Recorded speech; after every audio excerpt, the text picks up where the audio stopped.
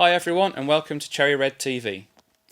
In the mid-1980s, Mike Stock, Matt Aitken and Pete Waterman came together to head up a talented group of independent writers and producers and achieve a stunning run of hit singles, many of which were released on their own PWL Records imprint. Joining me today to look back at the PWL story is producer and mixmaster supreme Phil Harding. Phil was a key part of the team during those heady days and has written a book entitled PWL From the Factory Floor, which is a wonderfully in-depth look across the era. Phil, welcome. Thanks, Matt. Nice to be here. So we're going to focus mainly on the PWL part of your career today. Sure. But to start us off, can you give us a brief history of your musical life, sort of up to the point where you began working with Stock Aitken Waterman? Sure, yeah. While I was in a couple of sort of school bands and that sort of stuff around 14, 15 years of age.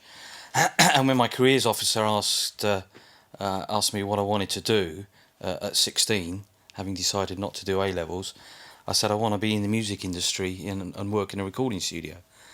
And surprisingly enough, he sent me off to a couple of interviews in London for not really recording studios, but other things. But one was a place that was in front of the Marquee Club and studios that sold kind of leads and connecting cables and so on.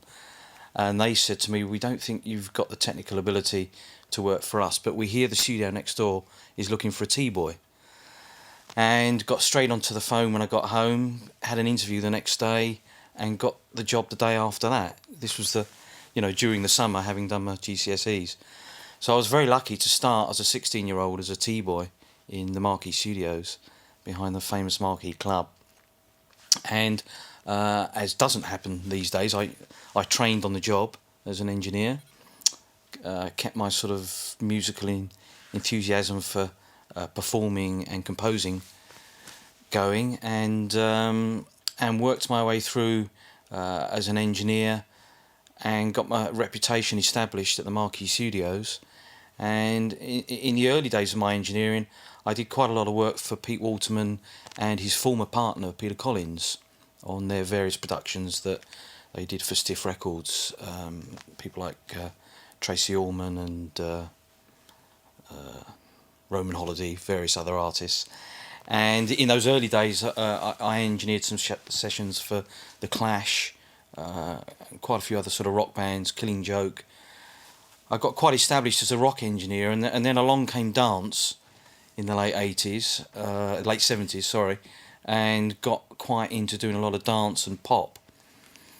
And by the time we approached the early 80s, I'd kind of moved from doing rock projects through to doing mainly pop projects for Stiff and for all sorts of labels, and had, in the early days, got into doing 12-inch club mixes and stuff like that with Pete Waterman himself, actually, when he was at Magnet Records before the PWL days. So I had quite a bit of experience by the time Stock Aitken Waterman came together in 84, and I started at the Marquee in 73, so already had a fair bit of experience engineering and doing dance records and so on at that point. And the first year that Stock Aitken Waterman were together was at the Marquee Studios, which is one of the things I point out in the book, because a lot of people think that everything that Stock Aitken Waterman did was done at the PWL Studios. But we were a good year or so at the Marquee before we ended up at the PWL Hit Factory, as it got nicknamed. And you talk in the book about how you sort of made the leap from a steady job that you had at the Marquee to going freelance to work with Stock Aitken and Waterman. Yeah. How big a gamble was that for you personally at the time? It felt like a big wrench and a big decision, I'd been on the payroll at the Marquee for, must have been best part of 11 years or so up to that point. And to go from a steady income to sort of taking a chance, because Pete said when he started the studio, everyone's going to be freelance, there won't be any steady wages, and everyone's got to pull their weight. And initially I took a dip in earnings, But I was absolutely 100% certain from the records we'd already done together, in particular the Dead or Alive, You Spin Me Round and the Youthquake album, that there was a lot more to come. A lot more to come from Pete and the boys. And I was one of a number of engineers and technicians that moved and took that chance, moving from the Marquee to PWL, and actually had to sort of, break a working contract with the Marquee at that point, which, it was, for me personally, it was a little tricky, but I had a good relationship with the managing director of the Marquee studio, Simon White, and I think he could see that it was a good personal career move for me. And we made a deal where I basically promised to keep bringing work and clients back into the Marquee, because even though at that time it was quite traditional still for studios in London to employ engineers, even by the early 80s it had got to the point where engineers were bringing the work in. People would be coming to the studios as much for the engineer and their reputation as for whichever studio they may have been based at. Yeah. So in those early days, with Stock Aitken and Waterman as a team, could you see that there was a real spark between the three of them? Was Pete kind of clearly in charge in those early days, or was it a bit more equal? No, he was absolutely in charge. Right. He was the captain of the ship, and there was no that was established from day one, because he'd already had a tremendous amount of success in the industry at that point. Both on his own as an A&R man and promoter, and also as I say, with Pete Collins, he had a long-term production company success with Loose End. And they had done Nick Kershaw and a huge amount of acts up to that point. So it was clearly, Pete was the captain of the ship. Mike and Matt came along looking for an in to the industry. They'd had no real success, a lot of experience up to that point, and that's really the way it always stayed. I mean, they always had an equal billing of Stock Aitken Waterman, both as producers and writers, but Pete was the boss. And as you say, the big breakthrough single was Dead or Alive, with You Spin Me Round, which went to #1, I believe, towards the end of '84. Can you tell us a little bit about how that single came together and your role within it? Yeah, well, even that year that we spent at the Marquee in '84, I'd really already begun to establish myself as, not only as an engineer, but I'd started producing some dance records for some smaller labels. And I was generally kind of, coming and going, and even at that time, mainly only doing their mixes, like for Divine and a few other people they were working with. And some other engineers had mixed the Hazeldean early hits. But with Dead or Alive, I think Pete could see, that with a major label, there was the potential of doing a whole album. They'd already had an earlier hit from their first album, so Pete could smell the potential and the money, as it were, in the project. And we started with 4 tracks, of which Spin Me Round was one. And so Pete basically said to me, "Look, Phil, I need you to, to be on the whole of these sessions. I need you to be the recording engineer and the mixing engineer." So that was a little unusual for me at that point. So pretty quickly, within doing those 4 tracks, which Stock Aitken Waterman reprogrammed from the band's demos, pretty quickly the Spin Me Round was sounding like the track that was going to be the standout track and the single. But we had some pretty difficult times making that record, especially as we got towards the end of it, because there we were with 4 guys in the band, but really only one of them, Pete Burns, actually performing on the record. In terms of the bass player didn't play bass guitar or even program the bass part, although some of the bass ideas may have been his. Same with the drummer, it was all programmed drums. And the keyboard player had done a very good demo, actually. He was spinning around with a lot of programmed sequences that did end up on the final record, but weren't necessarily his programming. It was, we really kind of remade the demo and took it on a lot further. So, as you can imagine, if you've got 4 guys in a band and only the singer is really, truly on the record and heard on the record, that creates a lot of tension with the other guys in the band, wanting to have their opinions heard, wanting to get as involved as possible, and a lot of egos flying around and a lot of tension flying around. By the time we got to the point of like, okay, we've got as many overdubs as we need, and we need to move on to the mix. So I don't, there's not a huge amount about the recording process that I remember, other than being very shocked when Pete Burns got onto the microphone the first time. A huge volume, shall we say, from his voice, and really having to being quite shocked about that. And he was one of those guys. There's only ever 2 singers I worked with that were like this. That he didn't have a concept of running through, to do a microphone test. It was full on. Full on, yeah. from the minute he stood behind that microphone, which, as an engineer, that puts you into the mentality of like, oh, I've got to set this up quickly, get the settings, and make sure we start recording, because, singing at that kind of volume, he's probably not going to be able to sing it that many times, So that was a delight, and soon got used to the format of like, there's the settings. As soon as Pete starts singing, we start recording, But the sparks really flew when we hit the mix stage, and I've explained this in depth in the book. But for a lot of engineers, if you've been working, shall we say, all day in recording mode in your head, which we were still doing, and then the producer turns round at, let's say, tea time, 6 or 7 o'clock, and says, now we want to start mixing, and you've already done like the best part of a day's work. It's very difficult for an engineer to kind of within the same day to flip between those 2 kind of modes. Yeah.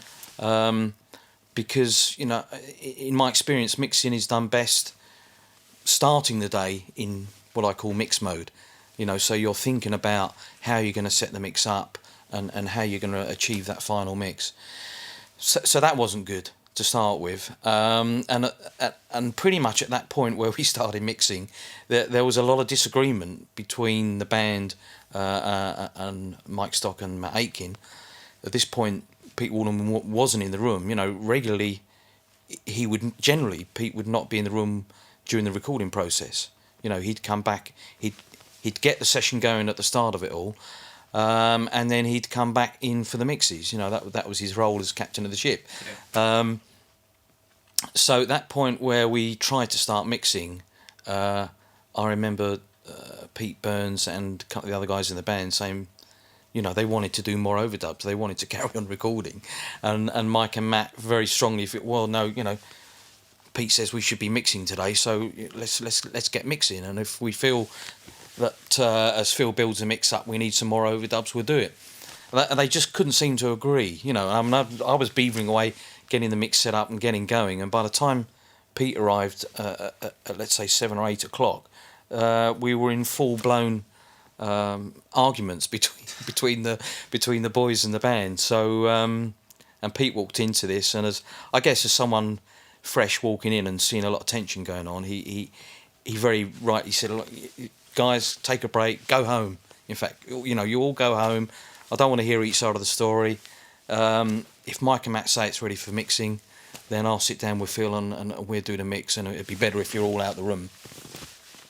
And at that point started the mix that didn't finish until the next day, about lunchtime.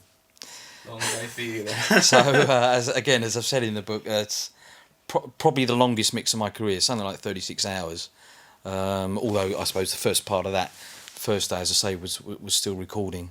A stunning end result, which is the main thing. Yeah, I still feel it's probably one of the best mixes in my career, and to this day, it's one of the few records that we still hear pretty regularly from that era. You know, Rick Astley and some of the Kylie stuff gets played a lot, but I'm pretty shocked these days that we don't hear more of the PWL SAW stuff on the radio regularly. Yeah. And you said in the book that the success that record had, kind of really, you know, without it, there wouldn't have been a PWL hit factory in the years that followed, because Pete wouldn't have been able to necessarily raise the finance that was needed to get you guys going as such. That's my view, yeah, because financially, Pete always sailed close to the wind, shall we say. It always stunned me, actually, that the amount of success he had over the years, you know, that he didn't have a stronger financial background, you know, to that point. But he did invest a lot in equipment, as you can tell from, you know, whatever the latest equipment was, you know, the latest Fairlight, the latest PPG synthesizer, and these things all cost, you know, tens of thousands of pounds. So he had at least done that, but I think it needed the confidence of a major record worldwide on a major label for Pete and the boys to say, yeah, okay, we can move out of the marquee and into our own place, and that's what Dead or Alive and Spin Me Round really did for us. So as you say, that at the beginning of the next year, 1985, you made that move to set up your own PWL studio complex. Yeah. The thrust of which, from the book, seems to have come from Mike Stock, who was quite fiercely of an opinion that you should be completely independent and reliant on nobody. Yeah, Mike strongly had that view, and I think Pete felt that way, but just probably needed the confidence of the Dead or Alive project and the willingness of Mike and Matt to do that. And at that point, Willie Morrison and a few other people that were working around us, you know, started hunting around London for a suitable premises, and found that in the Vineyard in SE1,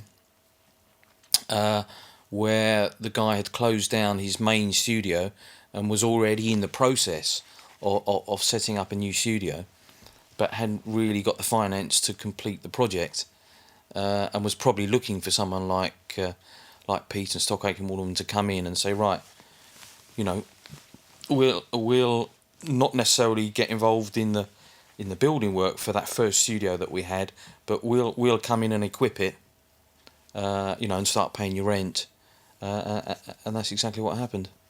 And am I right in thinking that one of the early projects that you undertook in that building was the Princess record? Yes, yeah, wasn't the first, but it was amongst the early ones where, you know, we took a change of direction musically, you know, from the fast high energy stuff of Dead or Alive and Hazel Dean and so on, into suddenly we went soul R&B, and that came out of the project we were doing with a band called Brilliant, who contained Youth on bass, you know, who was in Killing Joke, funnily enough, but has gone on to be a very well-known producer, and Jimmy Courty and a few other well-known names. Jimmy and Bill Drummer went on to be KLF. Yeah. And Princess was one of the girls that came in to do backing vocals on that project that we were doing for Warner's, and got on very well with everyone in the building, the boys especially. And Pete felt that it was time to be doing a few of not only their own productions but their own songs, because we'd been doing a lot of producing of other people's songs, you know, for the finance. And so therefore they came up with the song Say I'm Your Number One, and asked Princess, who'd been doing those backing vocal sessions, to come in and do it, and came together very quickly. And interestingly, Pete was away for most of that week, and I'm not saying that's why it worked so well at all, but it allowed the freedom, shall we say, for Mike and Matt to get on with it, and present what was already, you know, before Pete left, it was very strongly plotted, as we say, in terms of the structure of the song and the groove of the song, were very firmly plotted between the guys, so that by the time Pete came back, vocals were done and the production was pretty much finished and ready to mix.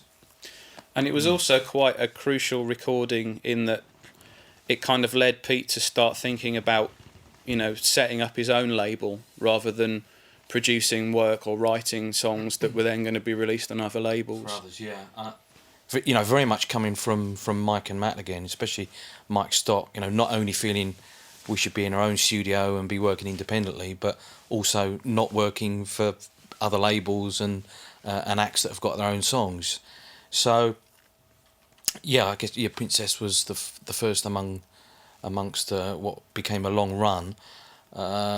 And although Supreme Records, which was the label that Pete helped Nick East set up, wasn't actually PWL, wasn't actually Pete, because at the time Pete was so busy trying to develop everything else in the building, he felt, maybe I should get someone experienced at running a small label in to run a label in-house. And Nick East had previously been at Proto Records, who had Divine and Hazel Dean, and it was a perfect opportunity. I mean, great timing again, that he was keen to start something like that, but didn't really have the acts or the offices and facilities, but nevertheless he had the promotional experience and the wherewithal of how to launch an independent label. So it was that was a perfect match again. So he came in and was given space within the building, and our first success, I guess, with Princess and Supreme Records. And it seemed during those days that things were happening at almost a breakneck pace in terms of the company moving forward. Yeah. As you said, you were kind of very keen on using the latest technology, doing the extra mixes and things like that. Was there a sense there that what you were doing was almost breaking new ground in a way? Yeah. We wanted to and felt we were breaking new ground in all three areas, really. The technology, the mixes, and creatively, because there weren't, at that time there were a few British soul R&B groups around, but there weren't too many acts and producers around that were kind of taking on the Shep Pettibones and the Americans that were doing a similar sound at the same time, and doing Princess and moving on from there. And all those mixes, as you say, that we did for Princess, and it almost became an in-house joke, But we were able to move fast enough from the point of view that Pete and Nick East would be out hearing the latest club records that were coming in, and within a week we could do yet another remix on a Princess record, and almost lay it on a plate for the DJs that. If they're playing heavily a record that's just come in from the States, a week later they'd have a Princess remix that's got that same beat and that same groove, but with the Princess pop song on top, so that they could just kind of automatically mix it into their program. And again, not many people around could move fast enough to do that, and Nick East really helped us to put all the things in place to do that, both promotionally and manufacturing wise. Yeah, so as we move into '86, Mel and Kim, the two very bubbly sisters from London, enter the PWL fray. Yeah. Is it fair to say that they brought something a little bit different to what you already had, both in terms of their personality and the sound that you eventually created for them? Yeah. I think Mel and Kim are probably the first example of Stock Aitken Waterman really saying, we won't just necessarily, write some songs that sound like the latest American things coming in or whatever, and we'll go with that. They took the view of, meeting the artists, getting to know them in a pretty quick space of time, and saying, well, let's write material that suits the character of the artist. And of course that really paid dividend in how they went on and worked with Kylie and other people like that. But Mel and Kim were probably the first, in as much as we were working on a fairly straight ahead Princess sounding soul R&B track called System. That was the first thing we were working on with them. And I think Pete and Mike in particular kind of knew and felt, well, this is not, it's okay, but it's not really representative of these crazy East End girls that have been coming in the last couple of weeks, who just like bouncing around the place, and and it's a pretty cool sounding soul R&B track. Look, why don't we think about coming up with something with a bit more energy, and a bit more kind of UK European sounding club rather than American soul R&B type of sound. And literally, we're told that Nick East was manufacturing that record, getting ready to release it, and suddenly Chicago House records started hitting London and Manchester and so on, and that sparked Pete to say, right, he called Nick East and said, let's put System on hold, and within a week we'll turn around a new record that both shows the character of the girls and matches it with this latest American new club sound that's come in, and hence we had what we didn't realise at the time, but has since been called London House. We didn't call it that at the time, and I've only found out since that that's what people started calling it. So it was kind of a mixture of a London sound using the beats on the Chicago House records. And you talk in the book about how their number one hit, Respectable, was, when you were going out to clubs, you were hearing it played alongside those Chicago House records, and really standing up in comparison to them. Yeah, that's what we felt, and Showing Out was the first one which did well, and it calls that moving on to Respectable, which was a better song and a better record. But it calls that thing that we call follow-up itis, which I talk about sometimes in the book, where everyone knew they had a great record, but no one seemed to be able to make the decision on the first mix to come out.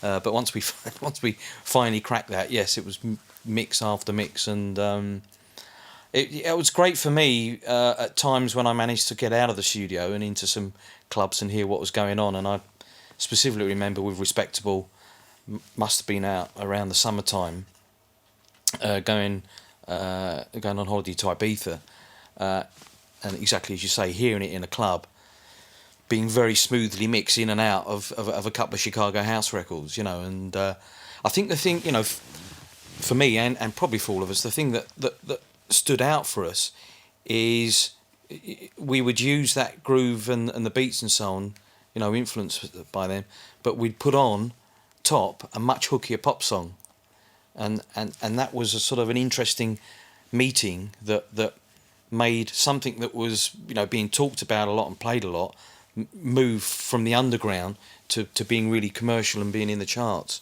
Some people would say, we ruined the house sound, but we view that we just took it to a different place, And also arriving in '86 was Rick Astley, who went on, of course, to have major success during '87. Yeah.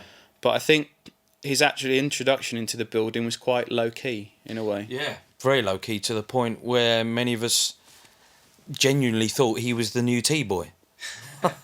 Because Pete had sort of failed to tell everyone that actually this is an artist I've signed, and I've brought him down to London just to kind of get used to the environment of the studio, and rather than just sitting in the corner of the studio, he was tasked with sort of making the tea and getting the sandwiches, and so for those of us working in the studios that hadn't been told he was an artist, that's what we thought, no sugar for me, thanks, Rick. And that went on for a few months before finally the message got through to everybody that actually he's here to write some songs and do his own demos and move on to being an artist. And even when he'd actually recorded Never Gonna Give You Up, which was his breakthrough hit single, #1 in the UK and the US, Pete wasn't actually kind of overly keen on releasing it at first. I don't think anyone was particularly sure about it.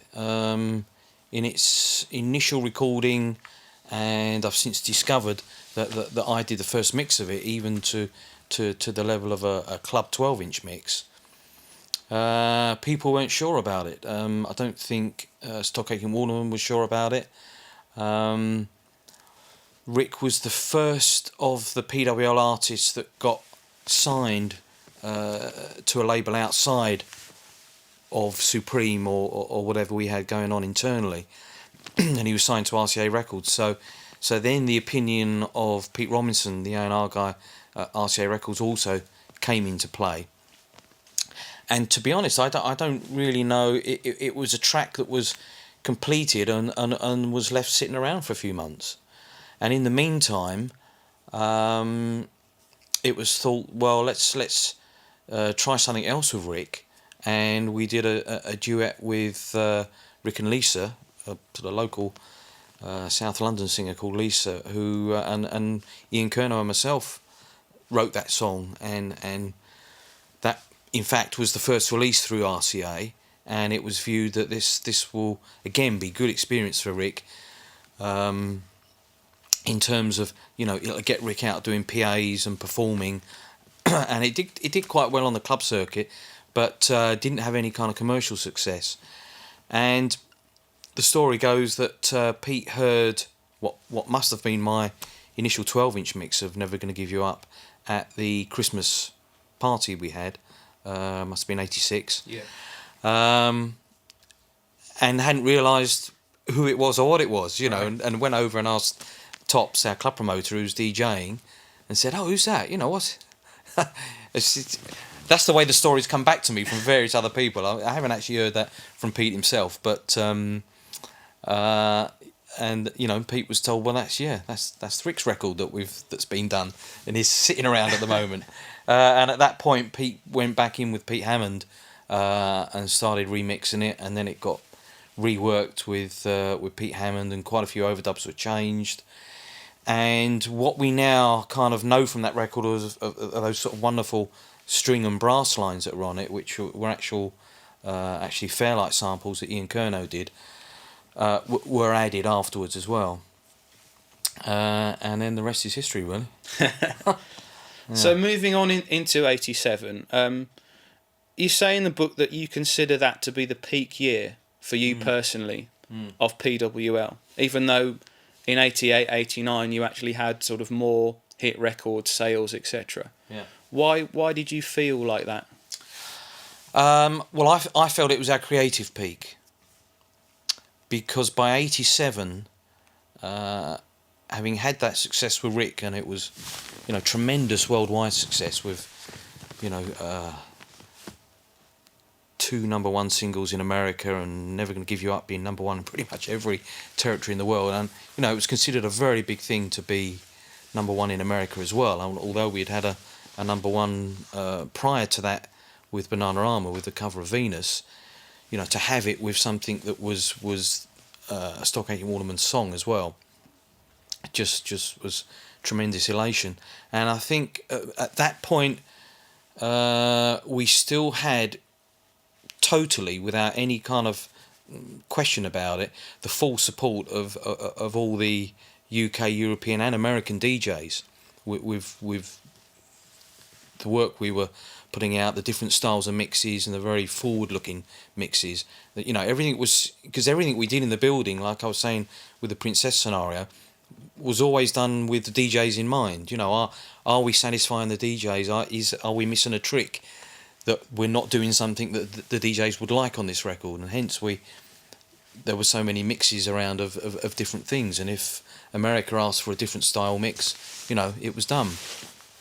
So up to 87 and through 87, we still had what I would call complete respect from the clubs and the rest of the media. And that's why I view it as our year creatively, because after that we began to lose that once Kylie was signed, and PWL Records really began to take off commercially. So as you say, Kylie came along towards the end of 87. Obviously she went on to be PWL's biggest artist. Yeah. But I think at the time that she actually came in, she wasn't kind of necessarily a big priority within the building, and that the recording of that big breakthrough single, I Should Be So Lucky, nearly didn't happen. Yeah. Yeah, well, in my research for the book, I've picked up 3 different stories and versions of what happened that week, and it's really for the reader to make up their own mind, you know. But you know, for sure, we can say that Kylie had taken time out of her neighbour's TV shooting schedule to come over and make a record with Stock Aitken Waterman, and interestingly, she'd already had a hit record in Australia. Must have been that year, I guess, prior to that, with one of our assistants that we'd sent out to Australia to give the Australian company Mushroom, you know, some guide into what we were doing in the UK. So she'd had a hit with the Locomotion, which was produced by Duffy in Australia, and you know that didn't really mean much to any of us in London as such. And I think none of us particularly were aware of Neighbours in the studio. So it was one of those things where I guess, you know, Pete Waterman and David Howes had done the deal with the the Australian company that had signed Kylie. You know, made the arrangements to bring her over. But in terms of, you know, what that meant to all of us in the studio, didn't register, and of course one of the reasons it didn't register is because we were so busy. You know, like a daily schedule for Mike and Matt in the studio and myself downstairs is anything up to sort of 4 to 6 tracks, possibly even for different projects, could be worked on within a day in each studio. And Pete, knowing, you know, Pete being the captain and driving the ship, knowing how busy Mike and Matt are, I guess the last thing on his mind is that, you know, if you're doing Bananarama and you're doing another Mel Kim or a Rick Astley mix or something, and Samantha Fox is in, and then we're doing this and that, and he didn't want to. I think he didn't want to trouble them with yet another new project that was meant to be happening that week. And so the story goes that he had failed to let Mike and Matt know that this Australian artist was over, only had that week, and was expecting to have a song written and produced while she was there. And by the time it hit the end of the week, and as I say, David Howes was very much involved in looking after Kylie and her manager, and, you know, trying to sort of shield them from the fact that the boys were too busy. He was the MD. David Howes was the MD of PWL. And by the time we got to the Friday, and Pete had done his usual disappearing up to his house up north, and apparently he had still failed to tell the boys at that time that they needed to get a song written and recorded with Kylie before she went home, either, you know, Friday evening or the Saturday, whatever it was. So there we have it. It was, you know, fine. David Howes had to go into the studio, and he'd pretty much been banned from the studio for for various reasons. I mean, you know, you got one captain of the ship, and in particular, the format was that Pete would drive what Mike and Matt were doing on a daily basis, and they were under so much pressure, as I say, with so many projects going on, that the last thing you want is getting instructions from all sorts of different angles. So it was completely the right way to be running at that time. But yeah, David Howes had to go in on that Friday and say to the boys, look, I know I don't normally come in here uninvited. You know, normally he'd come in and listen to it when something's finished or whatever, but had to point out the situation. And they'd been trying to raise Pete on the phone. And so Kylie was brought in that last day, and I Should Be So Lucky was created. I wasn't in the room at the time. I was downstairs doing something else, but I can imagine that it was very much a case of created section by section and recorded line by line. And we are told in one version of the story that you know, Kylie came out of the studio confused as to what was what. Yeah. On the song, because obviously the guys were writing it on the fly, And as you can imagine, if you're under pressure to write a song, you're probably going to write it in different sections, and then, well, come in and record the chorus, Kylie, or now come in and record these lines for the verse. They may not even have known. Well, certainly she left not knowing which bit was which bit and what the whole song sounded like. And we're told that she didn't show it to the boys, obviously, but was quite angry about that. And out of all that chaos, out of that chaos, a number one record, yet again, a number one record, and whatever chaos and anger may have been caused was soon forgotten about. Yeah. And you speak at length in the book about how when that success started to happen with Kylie, that in a way it kind of started to change the sound of records that were coming out of PWL, and that you kind of went much more straight up pop orientated. We went straight ahead pop, and that's what I mean about the creativity of '87 in particular. I think a lot of the records that were done in '87, you can still say had full credibility, with all the dance circles, and although we did get some credibility back with later Kylie records, to have come off the blocks with something as out and out pop and, shall we say, cheesy as I Should Be So Lucky, and that sound didn't really change for some time. Obviously, the DJs in the clubs criticised it. And it's like, well, what do we do with this? How do you do a club mix of a credible club mix of I Should Be So Lucky? And do you think that there was almost a, whether it be conscious or not, a shift change towards heading for things that were going to be chart successes rather than necessarily cutting edge in terms of their sound? Oh, absolutely. At that point, Pete's old DJ friend and A&R sparring partner from Magnet Records, Tilly Rutherford, had come in to help Pete and Tilly run the label and run the company. And Tilly was a club person through and through, but also very, very pop and very outspoken, like Pete as well. And I think that when the first time it struck me that not only have we lost the clubs and the DJs and our credibility within that, but the first time it struck me that that was no longer on the agenda for Pete and for Tilly and David, was the DMC, that's the Dance Music Club or Dance Music Championship. They used to run the DJ championships every year. They started to have a one-day London conference, a bit like the New Music Seminar, which is very popular in America for all the dance people, where they'd get people together and they'd get panels together and so on, and have a day's conference and so on. And Ian and I used to go across to the American one quite a lot. So it was either 88 or 89, probably 88.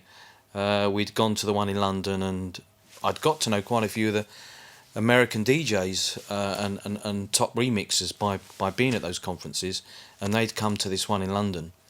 And I was absolutely astounded to hear Tilly answer to questions about, well, what's going on with PWL? Why has it gone so pop? Where's the club mixes for Kylie and so on? And Tilly's answer was well, we don't need you anymore. We've gone pop. We've gone, completely commercial. And I guess that that was what was in the minds of pretty much everybody involved, shall we say. We had this kind of a little bit of an upstairs downstairs divide, because at that point Ian and I were, Ian Curnow and myself, were downstairs and riding high as kind of top UK remixers and doing all sorts of club and dance remixes for other artists, outside of PWL. Outside of PWL, Pet Shop Boys, and all sorts of American remixes and so on. But it's when I heard Tilly say that publicly, that a little, like, something finally clicked in my mind. I was like, oh, God, well, it's one thing for that sort of thing to be going on, but it's another thing when you're questioned by the dance fraternity in public to actually say, well, we don't need you anymore and we don't care about you. But it was the furrow that rightly or wrongly, the company ploughed. I mean, certainly rightly in terms of chart success. Yeah. I mean, through 88 and then into 89, I mean, you had Jason Donovan also coming out of Neighbours and being a big star. Yeah. And I think 89, you actually had 7 #1 singles. And amazingly, a quarter of all the records sold in the UK that year were PWL. Yeah. Pete and David and Tilly, in that order, I would say, were after chart domination. Certainly in the UK, if not worldwide. And what developed further out of all of that is this kind of rivalry, because obviously the major labels didn't like it. The major that kind of percentage that you talk about, reported in Music Week and reported in the press, and of course the UK executives of the major labels have got their bosses in America screaming down the phone, what's this fucking PWL with 25%? What are you guys doing over there? Yeah. Why can't you compete with them? And again, at an industry conference, it struck me again. It was probably 88, 89, when an American executive came over and hailed the job that David and Pete and everyone at PWL had done in getting that kind of percentage. With independent distribution as well. So by the time we got to, let's say, the end of 88 into 89, and we're competing for the Christmas #1, and as you say, #1's all over. It was almost like a failure if you didn't get to #1 with Kylie or a new artist.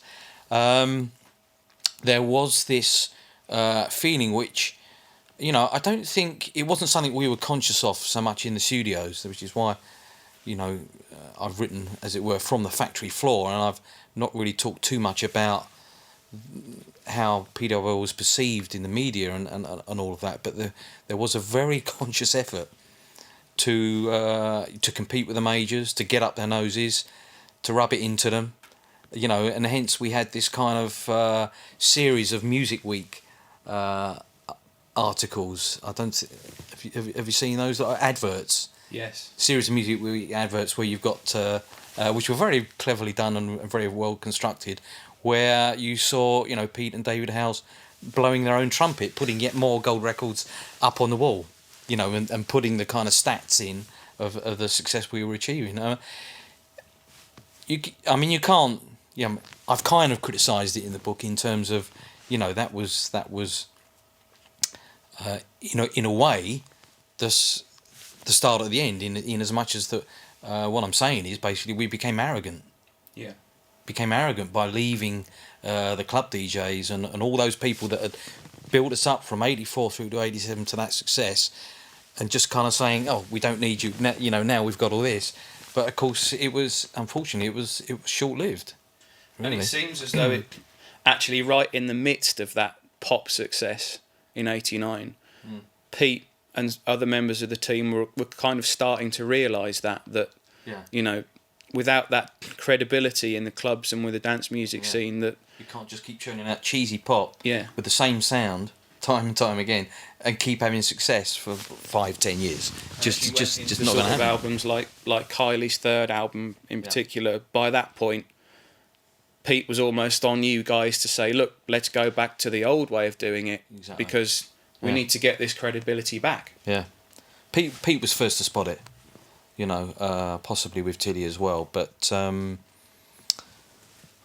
don't know what clicked in Pete's mind to make that turn, but he became fairly desperate to win back that credibility and that success from the ground level, as it were, from the clubs upwards, because when you've got that, you can take it all the way through to commercial success, but you can't really have commercial success and guarantee that the clubs will just follow you, So we entered a kind of, let's say, a 2 or 3 year period where it seemed like everyone was against us, The clubs were against us.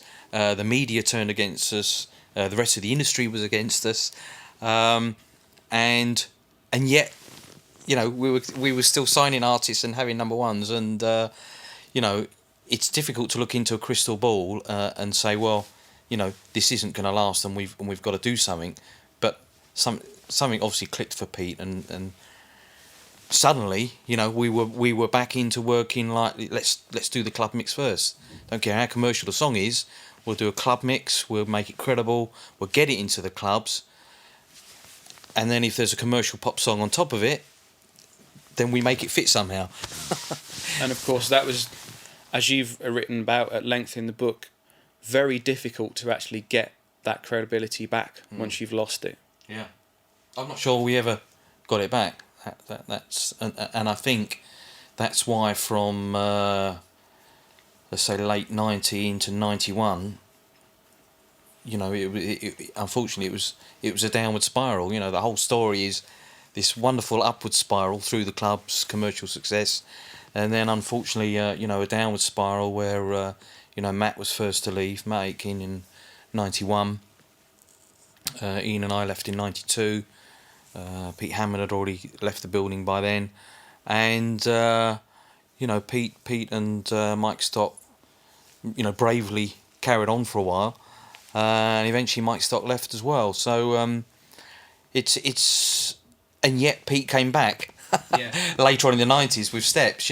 Pete's a tremendously determined and gritty character that had ridden through success and then the loss of that success previously in his career, and just had this tremendous ability, to keep coming back, because, as I say, he was at the top of his game when he was partners with Peter Collins, and that kind of ended in they're still good friends, but a little bit of a mess when they tried to do the Musical Youth follow-up in America. I think I've briefly written about that, but then to find Stock Aitken Waterman and have all of that and go through, it's He's a survivor. He's definitely a survivor, and still a wonderful character, and that he achieved success again with Steps later on, as I say, just says it all. And I think, one of the things about the PWL Stock Aitken Waterman era also is, as much as people criticise us a lot and criticise a lot of the records, you couldn't criticise the fact that the same writing and production team could go from artist to artist to artist and still have tremendous success. Yeah. Whether they're finding and creating that artist, or whether they're reviving a career of a Donna Summer or something like that. I think the greatest thing about it is that Pete set out to achieve. I don't think he ever verbalised it, but set out to achieve a UK Motown. And the commercial peaks that we've talked about in 88 and 89, you'd be hard pushed to say he hadn't achieved it. So, looking back now with sort of 20 years distance from the end of the PWL days, I mean, how would you sum it up, the experience from your own personal point of view? Well, the experience is something I wouldn't have wanted to have missed, so I'm very glad I made that decision to leave the marquee and go with Pete and the boys. Tremendously exciting period. It almost almost went too fast. How can 10 years or 8 years or whatever it was go so quickly? So glad to have been there and to have been involved, and probably now wished I'd maybe taken more notes and more photographs. The book's very much based on diary, events, invoices, and quite a few interviews with other people and so on. And I was inspired to write the book after reading Pete's and Mike's, just feeling it would be good to give people another view. And I feel privileged to have been in that position, to give a view from the factory floor, as it were, because when you're in that kind of team, you get a good team spirit going, as I've said, as we particularly had going, amongst all the studio people. But Pete was very good at nurturing that, getting everybody together for celebrations and celebrating birthdays and hit records and all the rest of it. And every time we had a number one, we had a party. So there were plenty of parties and cakes. So just fantastic, really. That for me, to have been there through that period and to have picked up enough experience that then allowed me to go on in the 90s and run my own studio with Ian and have further success. Well, thanks very much, Phil, for coming in. It's been fascinating talking through the PWL story. And don't forget, the book, PWL from the Factory Floor, is available now. Join us again soon for more Cherry Red TV.